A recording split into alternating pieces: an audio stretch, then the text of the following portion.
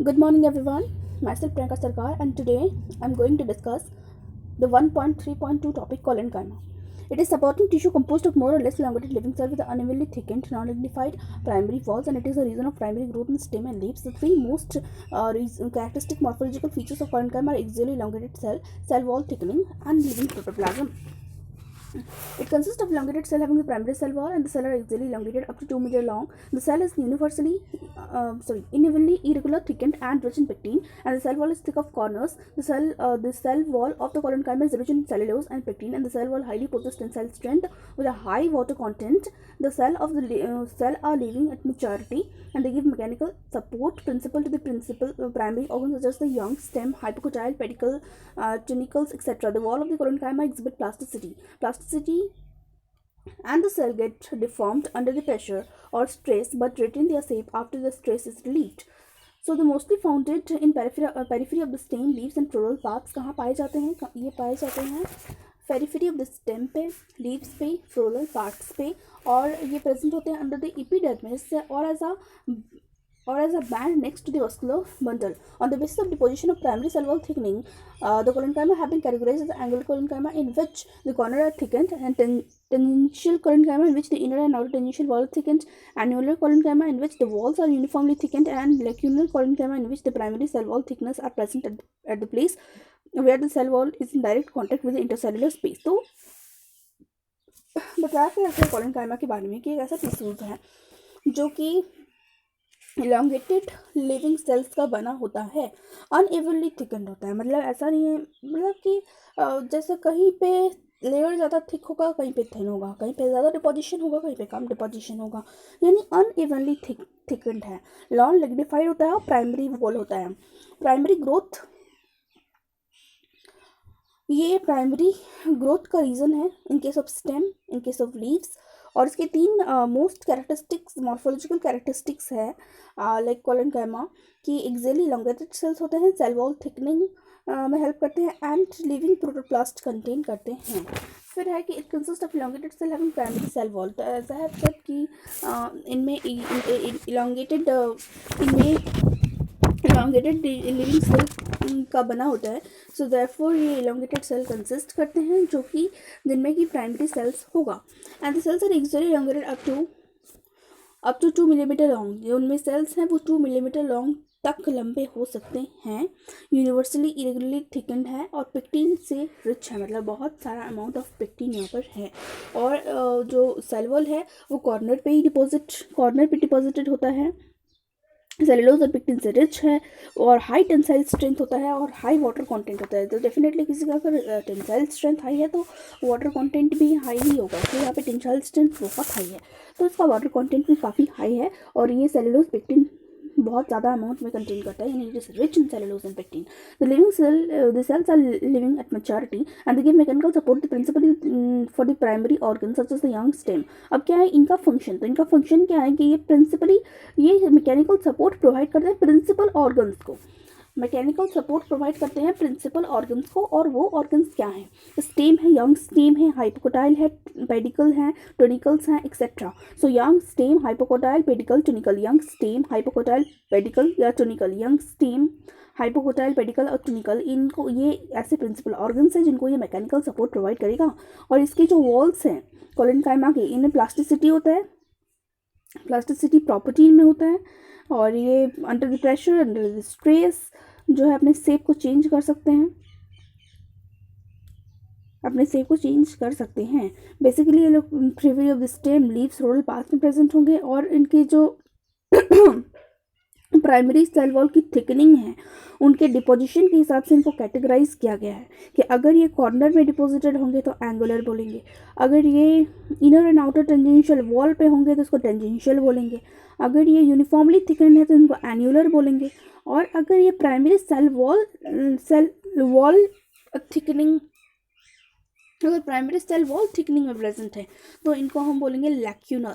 तो मतलब अगर कोई कॉर्नर में डिपोजिट है तो angular, tangential inner outer tangential wall में प्रेजेंट है तो टेंजेंशियल, अगर अनइवनली मतलब यूनिफॉर्मली थिकन्ड है तो एन्युलर, और अगर primary cell wall thickening present है, तो फिर उसको बोलेंगे लैक्यूनल कोलेनकाइमा। तो इस प्रकार से कोलेनकाइमा की बहुत सारे डिविजन्स हैं ऑन द बेसिस कि कैसे डिपोजिशन है, कहाँ पे डिपोजिशन है। Diagrammatic representation parenchyma, collenchyma and sclerenchyma. So this one is the diagrammatic representation of a colenchyma, of a parenchyma. The first one parenchyma, and then the colenchyma, and third one is of the sclerenchyma.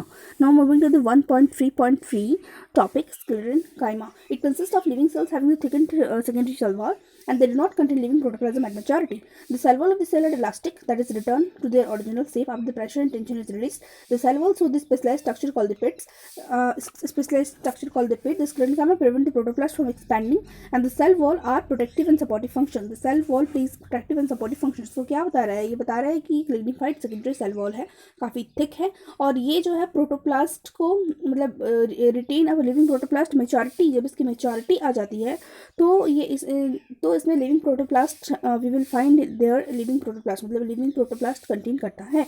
और ये elastic in nature है। Elastic in nature का मतलब है कि कोई चीज़ को आप अगर कंप्रेस करो तो उसके ओरिजिनल शेप में वापस आ सकता है। इट हैज़ द प्रॉपर्टी कि वो अपने ओरिजिनल शेप में वापस आ सकता है। तो इसमें वो प्रॉपर्टी है कि इसको अगर किसी भी और शेप में प्रेस किया जाए, टेंशन दिया जाए, तो जैसे ही वो रिलीज हो जाएगा pressure, tension, force, then it will regain its own shape, वो अपने ही ओरिजिनल शेप में वापस आ जाएगा। द सेल वॉल्स और specialised structure called the pit. अब इस पर एक स्पेशलाइज्ड स्ट्रक्चर भी हमें मिलते हैं, दैट आर पिट, जिनको बोलते हैं पिट। स्क्लेरेन्काइमा प्रिवेंट करता है प्रोटोप्लास्ट को एक्सपेंड करने से। स्क्लेरेन्काइमा प्रिवेंट करता है प्रोटोप्लास्ट को एक्सपेंड करने से। The cell plays a protective और supportive function, and as we know sclerenchyma का फंक्शन तो प्रोटेक्टिव ही होता है। उसका फंक्शन है प्रोटेक्ट करना, सपोर्ट करना, protective and supportive function throughout the plant body. Now sclerenchyma cell arises with the primary body after differentiation of the protoderm, ground meristem to cambium और form fusiform initials of vascular cambium in the secondary plant body. तो sclerenchyma primary body से arise हुआ, then ये differentiate करेगा protoderm में, ground meristem में, procambium में, फिर fusiform initial of vascular cambium form करेगा कहाँ पे, सेकेंडरी प्लांट बॉडी में। तो these are also classified in two types. इनके भी 2 टाइप्स है, फाइबर्स और स्क्लेराइड्स, फाइबर्स एंड स्क्लेराइड्स। तो 2 इसके टाइप्स है, फाइबर्स और स्क्लेराइड्स। फाइबर्स क्या होते हैं, नैरो एलोंगेटेड स्क्लेरेन्काइमा सेल होते हैं जिनका टैपरिंग एंड होता है। टैपरिंग एंड का मतलब होता है उसका नुकीला एंड होगा, और नुकीला एंड मतलब एक पॉइंटेड एंडिंग होगा उसका। So that is tapering and, मतलब दोनों तरफ से क्लोज्ड होगा, उसको हम लोग बोलते हैं टैपरिंग एंड, जहाँ पे ओपनिंग दोनों मतलब दोनों साइड से जो है वो क्लोज्ड हो। सो दैट इज टैपरिंग, और थोड़ा सा नुकीला हो, that is tapering end. So इस तरह से narrow elongated sclerenchyma cell tapering end के साथ में होंगे।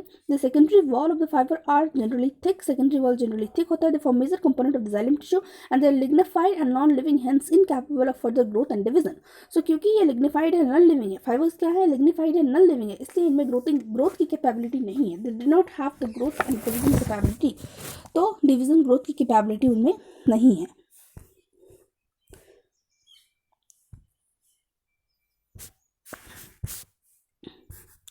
डिवीज़न और ग्रोथ की कैपेबिलिटी उसमें नहीं है।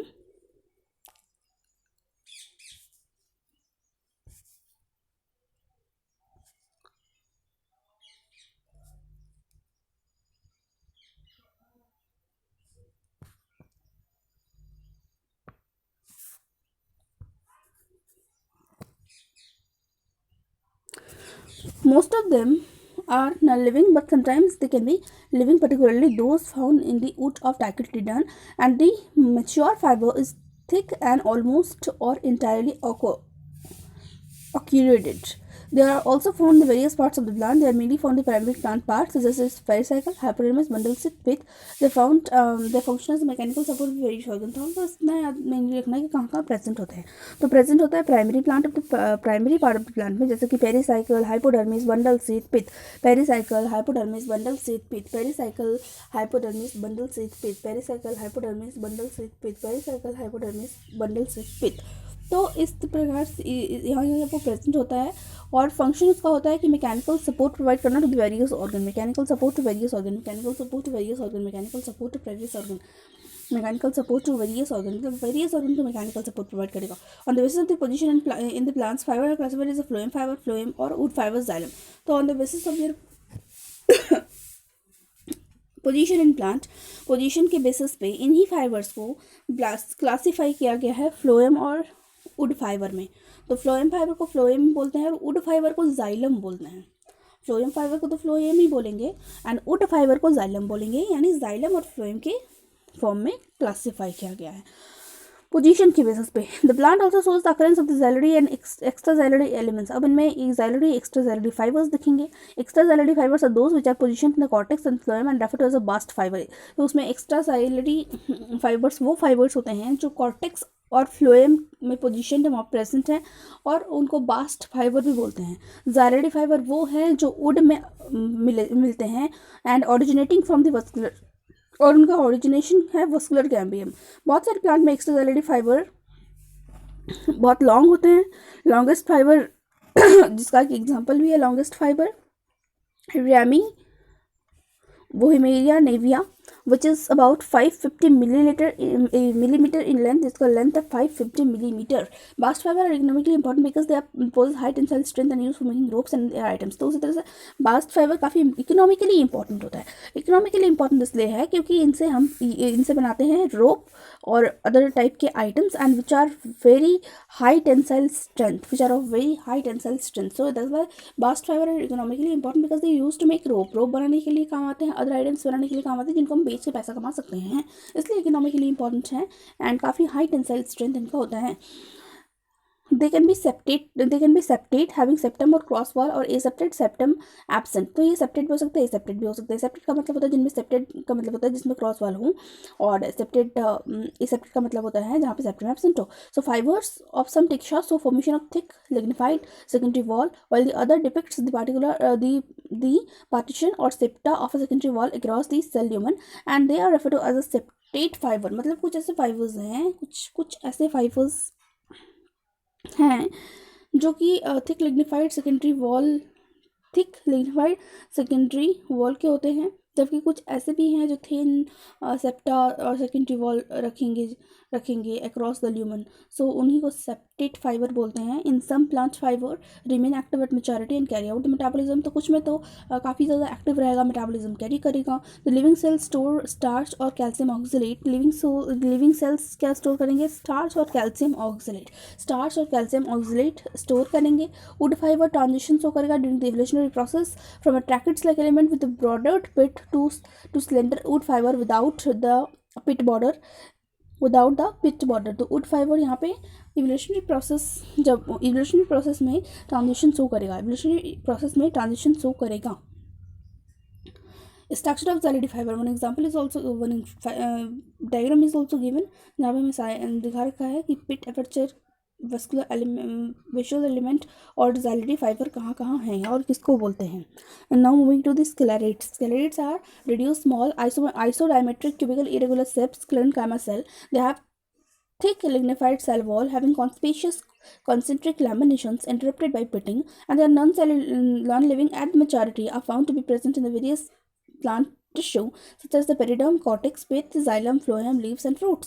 They mainly originate in the vicinity of the midrib, both the midrib and leaf margin, and they can be of different shapes such as the spherical, oval, cylindrical. They are known as the function in mechanical support and protection such as minimizing or deterring the herbivory. Sclerites can be classified into different types: the Trioscleroids, branch sclerites, and the branch sclerites, stone cells. The short, roughly isodiametric cell that resembles the parenchyma, filiform sclerites, elongated and sclerous cell, resembling fiber, macrosclerites, elongated cell showing the uneven deposition of the secondary wall, and the osteosclerites, bone sept, the cell having the columnar middle and large at the end of the, and trioscleroids, that is the branched with a hair-like branch extending into the intercellular space. On the basis of their occurrence, sclerites have been classified as a diffuse sclerite, which is dispersed into the leaf mesophil, terminal sclerite, which are confined to the end of the small veins, and mixed pattern containing both the terminal and diffuse sclerites, and epidermal sclerites. Many plant families possess one or more type of sclerites, and the sclerites are varied shape and size, having noted families such as the Thyacia, Protecia. In some species, the crystals are also present in the wall of the sclerites, and they are referred to as a cristophilous sclerites. And the type of sclerites have been found in a ओरेशेरिया, Nymphaea, Nuphar, साइकिड्रा, अनवल्विचिया etcetera. तो ये कुछ examples हैं। स्क्लेरेट्स में भी वैसे ही था जैसे कि हमने फाइबर्स में पढ़ा, और इसमें बेसिकली कुछ टाइप्स बताए गए थे, एंड देन उसके बाद में फाइनली फ्यू एग्जाम्पल्स लाइक ओरिकेरिया, निम्फिया, न्यूफ्रा, सिड्रा एंड वेल्विचिया। एंड कुछ अभी डायग्राम्स भी दिखाए गए हैं इसमें, कुछ डायग्राम्स भी इसमें दिखाए गए हैं। Then diagrams are like the first one is of a stone cell. हमने अभी इतने सारे टाइप्स पढ़े हैं, उन टाइप्स के बेसिक नेम भी दिए गए थे। किसी को स्टोन सेल बोला तो किसी को कुछ, तो उसके according diagrams. First is of stone cell where we have pit canal and lumen. The second is of macrosclerites where we have only lumen and then the third one is of osteosclerites जिनमें भी again lumen है, और फिर एस्ट्रोस्क्लेराइड्स and filiform sclereids. तो filiform sclereids में वो सबके सेप सब में है ल्यूमन, बट जब सबका सेप है वो अलग अलग है। जैसे कि मैक्रोस्क्लेराइड्स है तो उसका सेप अलग है, और फिर ऑस्टियोस्क्लेराइड्स का अलग सेप है, एस्ट्रोस्क्लेराइड्स का भी सेप जो है वो बिल्कुल ही डिफरेंट है उन दोनों से। And finally an elongated like structure जो फिलीफॉर्म स्क्लेरेट्स हैं। Now this is only for this video, and we'll cover complex tissue in the next video. Thank you.